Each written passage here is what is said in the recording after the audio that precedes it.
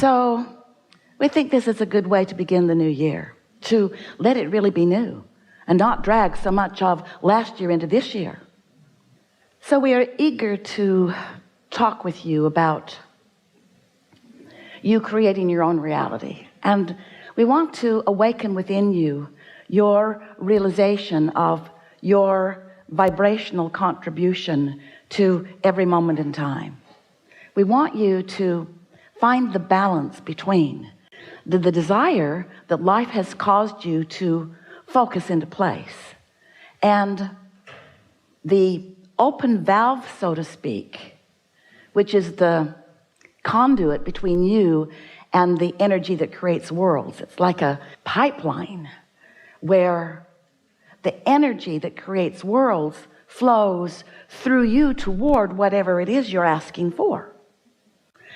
And the balance of your asking and your allowing of that energy to flow is really an important thing for you to consider. We want to talk to you about it in a way that might feel a little new to you, because it's that balance of desire and belief that equals not only what happens and how it happens, but how it feels while it's happening. In other words, everything that you feel, all of the emotions that you live, in other words, what your life feels like to you and what your life looks like as it unfolds, is all about the factors, these simple factors of what life has caused you to ask for now and how open you are about letting it flow. So always when Esther has a new experience, we use the analogies of her life because they are so pertinent to her and usually to you as well. So we're going to tell you a few things that are going to awaken in you some things that you might be doing too. So in Esther's new house, it's quite big, far bigger than one person needs, but not one bit bigger than one person wants.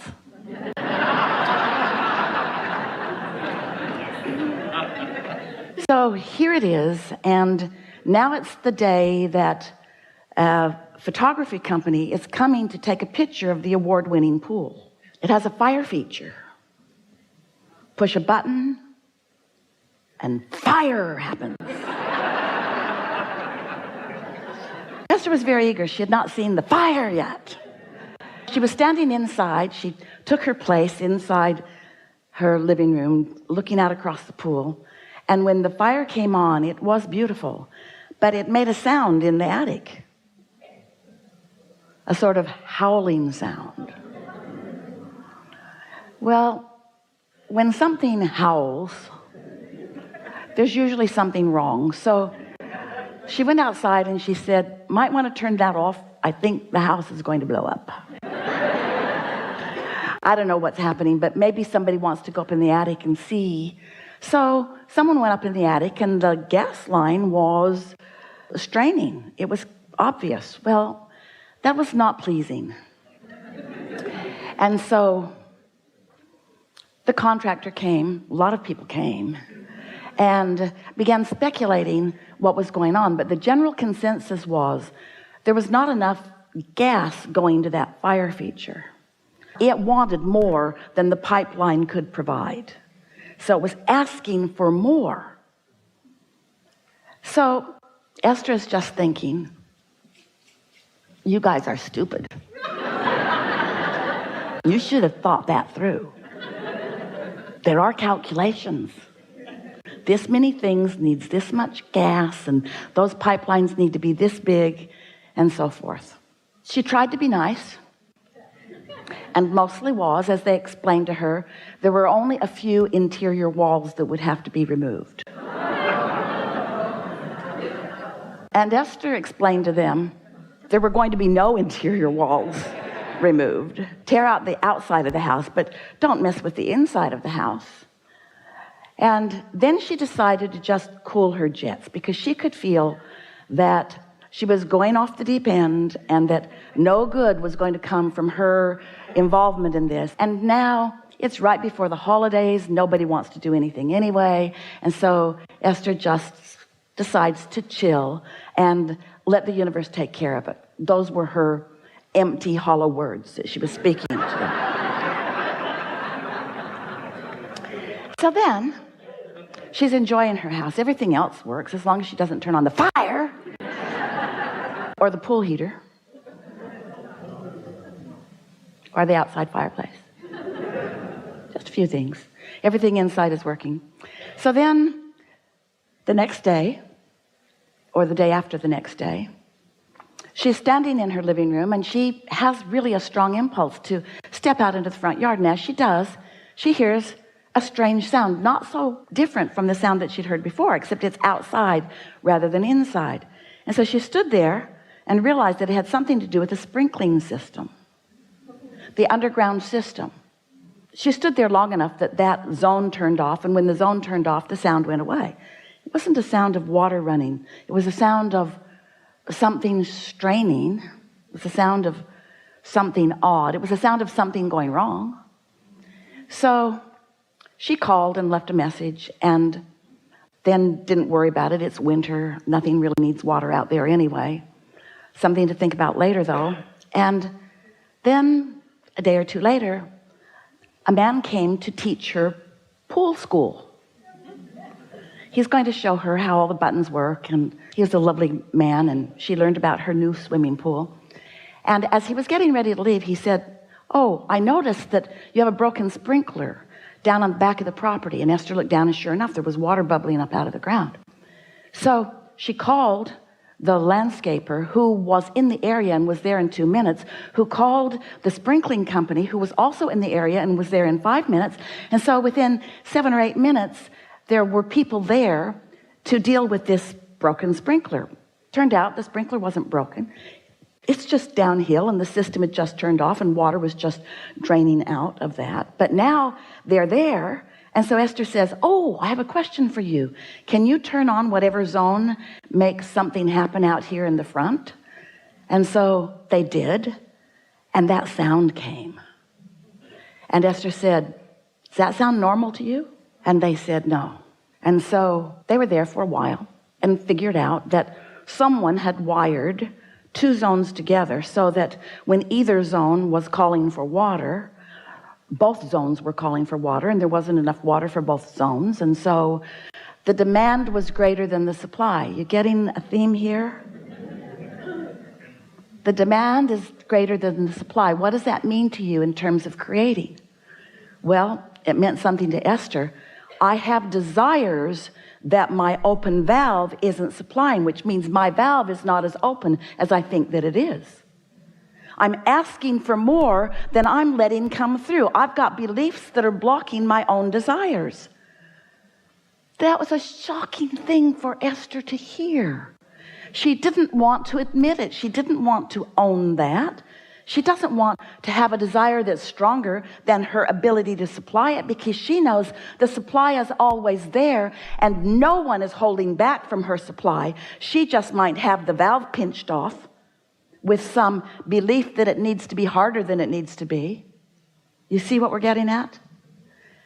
And so that really is a wonderful way to understand creation, because when you ask, it's given every single time. The question is, are you letting what's being given in? Or do you have beliefs that have got it choked off in some way? And so if what you're asking for isn't coming easily, you've got it choked off, because you are supposed to be able to ask and it is given, and you're supposed to be able to let it in. Unless you've had past experiences that you keep practicing. Esther believes that construction is wonderful but difficult. Esther believes that people mean well but don't always know what they're doing. And she's got so much evidence to prove it. The stories she could tell you and entertain you with, oh, you would be so entertained, and then you would add your stories, and together you would collectively practice the flawed premised theory that life is supposed to be hard rather than that life is supposed to be fun. Esther's been practicing justifying the goodness that comes to her through her hard work longer than is good for her. And you are too. We just wanted to begin this gathering with this powerful and always true premise. How things are playing out in your life experience is how you know what you're doing with your request for the supply and you're letting the supply in. You can tell by two ways how you're doing creationally or vibrationally. You can tell by the way you feel, which you sort of get used to feeling the way you feel, so you don't know you're even feeling it. When you feel valiant, what's that emotion? Valiant. What is it? Is that a positive emotion or a negative emotion? Really? That's you against the world? Really? That's positive? Oh yeah, I can wrestle you to the ground and kill you. One day, Esther decided to move the rods in her closet that were not placed the way she'd asked them to be placed. Oh, it was a weekend. No one was around. She literally took a rod out of the place with great struggle because it was really tight in there and just a smidge too long to go back in easily. So she put it upside down and hammered both ends of the pipe until it was just short enough that it would fit back into place. There. And then she thought, oh, I might be banging it into place. Could have just waited. A nice strong man would have come and done that for me in 2 days. Except I wanted to do it today because I wanted him to be wrong. Told him it was too long. All 27 of them. Told him it was too long, but they know better.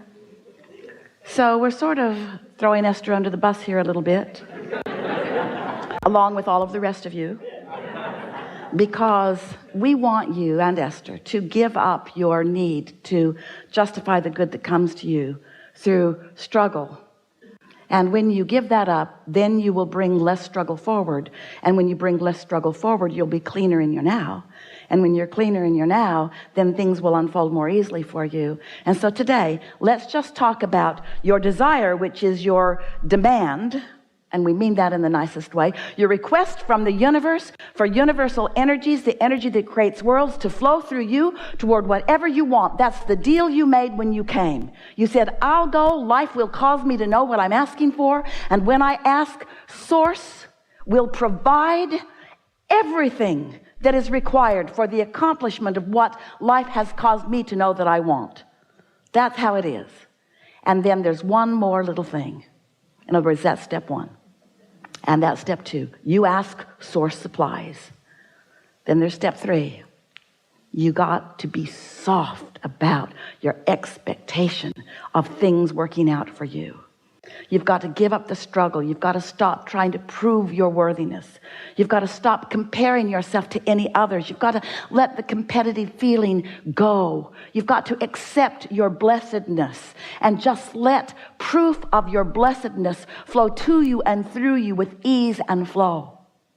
And much of the world is not going to understand how blessed you are, because they're going to be standing in a place of not feeling quite so blessed. And people who don't feel blessed resent those who appear to be. But just because they haven't figured out how to get their valve opened doesn't mean you should pinch yours off so that they feel better.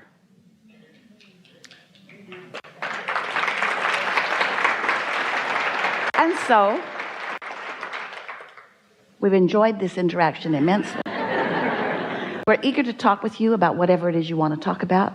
We want you to know that Esther is living happily ever after, and that we appreciate all of her fine-tuning, and we like how willing she is to get out there and live life, and how willing she is to ask for more energy than she can accommodate, and then see the results of that imbalance, and then do something about it.